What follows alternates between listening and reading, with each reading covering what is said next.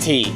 Aromatic, smooth, warm, and bold. The American poet and essayist Ralph Waldo Emerson once said, "Some people tell you there is a great deal of poetry and fine sentiment in a chest of tea." And he wasn't kidding. Now, tea is the quintessential drink of millions of people all around the world. And it's also the second most consumed beverage in the world, right behind water. Now, many people praise its complex flavors and its depth, but why do we drink it? Now, let's take a look at how tea came to be in this installment of History Kitchen.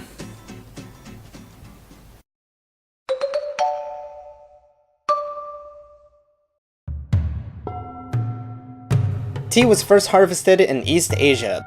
Legend has it that it was the deity Shennong that created tea drinking as part of a medicinal ritual in 2437 BC. As most things in history, its discovery was an accident. The idea is that originally Shennong was burning herbs and leaves when they fell into his boiling water, thus creating tea. Well, there's no way of proving and disproving that, so if he did or whoever, we thank that person. And apparently Shennong had a transparent body and could see the medicinal properties of the herbs. I'll let you decide on that one. New evidence suggests that it was more recent, in 59 BC during the Xuan of Han Dynasty. Now, tea has been consumed in Asia for centuries after its discovery. However, during the Tang Dynasty, it was widely distributed throughout Asia. Now, how did it get to the West? At the end of the 16th century, the Portuguese were introduced to this exotic drink. Soon after word got out of the mysterious drink, Europe started shipping tea back to Europe.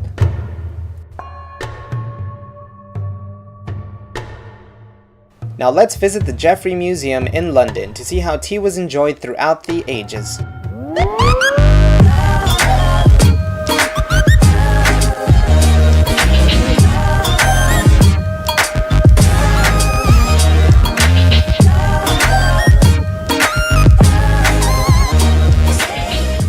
Now today I'm here in London's East End at the Geffrye Museum, the Museum of the Home. The museum is located in Hoxton, near Shoreditch. It was established as a museum in 1914 but was built in the 1700s, just 200 years earlier. The museum features rooms that are set in different time periods over the course of 400 years. Now I'm here today to see the tea parlors that were used to serve tea when it was first introduced to Europe. Now tea was very fashionable and was served in parlors such as this one during the 1600s. And only really enjoyed by the aristocratic, like these ladies. But it looks like they have an uninvited guest. Now tea was also served from an urn, such as this one, to store hot water. It was very important to serve guests out of fine teacups and sets such as these. Now the sets you see here are finely decorated with oriental sceneries and designs that were very popular during those times. Now at the Geffrye, you'll be able to travel through time, as the layout of the building will take you from one side of the building to the other, and as you pass through different stages in history. Now for a history buff such as myself, this one is truly one of the best. Admission to the museum is free, but donations are welcome. The British East India Company is responsible for the entry of tea into the UK. Britain was keen on mastering the tea-making process. They sent Mr. Robert Fortune to the Wuxishan Hills in the Wudang Mountains to infiltrate the heart of Chinese tea-making to steal their secrets. In disguise, he was welcomed as an exotic guest to tour the factory where tea was manufactured. Now there have been many interesting wars in the history of the world. One of those is the Great Opium War. Now the story goes that Britain could no longer afford to trade silver for tea with the Chinese. Britain had started growing opium poppies as part payment for tea. Soon after, China banned the public use of opium, to which Britain declared war. So believe it or not, one of the main catalysts for the war was tea, and at about this time is when Mr. Fortune came into play as he successfully gathered secrets from China's tea-making books. Now tea is actually the second most consumed beverage around the world, right behind water. However, it isn't as popular in the United States. This can be credited to the Boston Tea Party, where an imposed tax on tea caused a great upset, and many patriots marched on the night of the 16th of December, 1773. They disguised themselves as Native Americans and tossed tea over into the Boston Harbor. This is one of the precursors to the American Revolutionary War. This is widely agreed by historians is why tea is not all that popular in the United States. Now tea is the most interesting beverage in the world, as there is a wide variety of teas that one can sample, sip, and enjoy. However, what better place to have tea than at the world-famous Ritz Hotel? Now, I was able to get a tour of the Ritz, but as a YouTuber, they didn't allow me to film inside. But that's okay. The interior is beautifully decorated and can make anybody feel affluent, even though I went in with my Garfield jumper. As soon as you enter, you are aware that a guest of the Ritz will never lift one finger, as the staff will politely escort you through the doors and welcome you to one of the grandest hotels in the world. Now you can have tea at the Ritz for just £54 per person. However, be aware that you must book in advance by at least 2 months. Remember that this is a lavish dining hall and you must wear a tie, not a Garfield jumper or trainers. Tea first entered into the UK as a luxurious beverage, and the tradition shines through at places like the Ritz. However, you can always enjoy a nice cuppa anywhere else. Now there is a wide variety of teas available around the world. I popped into my friend Valerie's to sample some of her favorite teas. Well, Valerie, thank you for joining me today. Cheers. Thanks to you. So, what type of tea are we drinking? Actually, that's an almond and red tea. That's a rooibos with almond. One of my favorite for nights, especially because it's without the strongest part of the tea. So I can smell the almond, and definitely it almost smells like some cherry, but it's also nice and red. So I love this one. Have you tried this kind of tea before? Well, I've tried a rooibos tea before. Well, that's actually a good thing, especially for an American guy. Sorry to say, but... Yeah, definitely. Wow. Maybe a bit hot. Do you like it? Oh, it's nice. It's super good. Yeah, I love it. Yeah. Well, I mean, this tea is a really nice one. It's has almost like a cherry taste to it, but it almost tastes sweet even though it has no sugar in it, so... Yeah. Especially no sugar, no milk. I don't really understand how is this possible you can add something in your tea. Well, I'm living in London now. I was really surprised when I came here the first time about tea, because to be completely honest, I came in England just because of beers and teas.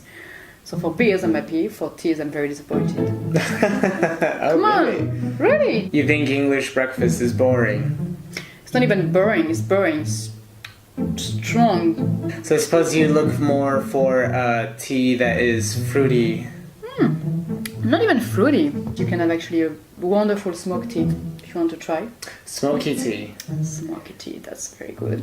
You have like a huge range of tea, but I'm surprised. You come in a very actually great country, well known for their population to be tea drinker, tea lover, and you realize actually you are in the country, when you go to a shop, you can only find 3 kinds of teas. I have in my place actually 20 teas. So you mentioned to me once before that when you add milk to tea, that's a completely different drink. Of course! From my view, if you just have one kind of tea, like breakfast tea, very strong, very dark, like you can actually put a bag in 1 second, your water is just dark, and you add actually half milk, it's not a tea anymore, it's just like something else. That was my huge debate with a lot of people, even actually in the shop, like Pret à Manger or Costa and kind of stuff. So most of the time when I'm starting to have this conversation with them, they offer me a tea. So that's pretty good. Well, that's good. But at the end, they ask if I want milk, because I guess it's just an habit for them. It's like, no, do you really want to ruin my tea? No, black tea for me, please. But to be fair, it's way too strong even for me. It's not delicate. That's actually the tea.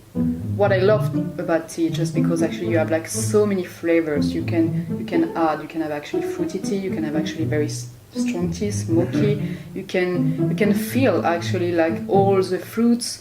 Vegetables, you have actually tea with rose. Vegetables? Yeah. No, not vegetables, sorry, like flowers I would have preferred. But I'm pretty sure that actually you can find some tea with vegetables. I will dig that.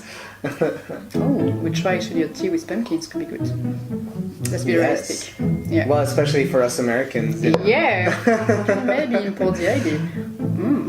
Well, there's a business proposition for you. Thanks. Yeah. Now, as we finished off the rooibos, Val prepares a different tea from her collection, Lapsang Souchong. Okay. So what do I have here? Okay, just to let you try, that's a kind of a smoky, that's not the strongest one. but if you want to... So this is the official taste test. So this is known as a smoky tea. And just by, you know, giving it a nice whiff, you can definitely smell some sort of like... It almost smells like charcoal. Yes, definitely. Oh, well, it's definitely smoother than what it smells. Exactly. Yeah, it's not the proper lamson souchong, so that's nice enough for you, I guess. It doesn't taste burnt. Yeah, it doesn't taste actually the way you can smell it. Well, it definitely tastes like orange. Orange is the most actually ingredient, the easiest one actually you can taste. I can definitely get a hint of rosemary in there. Yeah. I feel like you can't smell it as much, but you definitely can taste the rosemary in there. Yeah, so the stronger flavors in this is like the orange and then the rosemary. I'm guessing it gets the smokiness from the peppercorns? No, it's actually the basis of the tea. So that's Oh, I see. So the tea leaf is what gives it smoky. Exactly. Oh, okay, interesting. Well, it's very nice. And it's very, very different from actually the first you tried. Yeah, definitely, yeah. So I definitely recommend you go out and try a smoky tea. So can you find them normally in your local tea shop or? Oh yeah, I can't promote this bread because I have like a lot of different, but that's amazing if you want to try different mix. Oh. So if you want some fruity but not like red fruit as usual, you can try this one. It's really, you can actually smell it, for example. Oh, thank you. The smell is very strong. Oh wow! And it's it smells exactly like Christmas. Yeah, I have actually a Christmas tea if you want. Oh yeah. But this one is the perfect match if you want to try an apple pie. Oh, okay. So then, as far as like pairing, do you ever pair your teas with certain foods, or is it? To be fair, yes, especially sweets. Mm-hmm. I don't really drink tea with salted food. Yeah. I know a lot of people actually can do that, but about sweets, yes, definitely. It's like wine. Yeah. Having a tea and a sweets, from my perspective, it's just added some flavors and yeah, just make it right and better. Yeah. For instance, that one, I can definitely see how you could pair it with an apple pie. Yes. So then with the smoky tea, what would you pair the smoky tea with? Interesting. Smoked salmon? You can try with bacon, I don't know. I never tried with food. It's more my afternoon tea, to be fair. Oh, it's more of an afternoon tea. I see. At least for me. Oh, just for you. Oh, okay. But definitely you can find teas with different time of your day. Oh, okay. When people start to know that you love tea, it's like wine. They start actually to bring teas from everywhere they go in the world. Oh, that's nice. Yeah, that's nice. a really good gesture, I think. Yeah. It's a cheap gift also for them. To settle it, who does tea best? That's interesting. I thought it was English, and now I know it's not. So I still like you to discover the world and try new places to find it. Well, I may need to interview an English person. It would have been actually nice to have an English person to debate. Okay, if you do that, I will have the final cut. Oh, hold on, but I think you can't really have tea without. Oh my god! I'm sorry. I need no. Don't do that. Don't do that, please. No. Oh my god. Oh my god. We're not friends anymore. Yes, we are. No, I'm sorry. Enjoy. Thank you. Just tell me if it's better or if it's.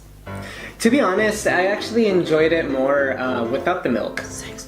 So, points to you then. Yeah, stop the milk. You're not a child anymore. I'm not sure. Okay. To be fair, that's true.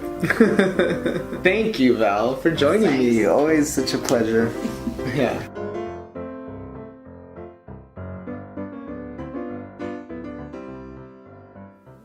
Now, tea has a long history and has been transformed and spread throughout the world with a different characteristic and style wherever you can find it. Perhaps it is up to us to keep up the tradition and be innovative with tea drinking. Now here's to finding new ways of enjoying the simple stuff. Enjoy. Now thank you for watching my channel. Please hit the subscribe button for more history and more food.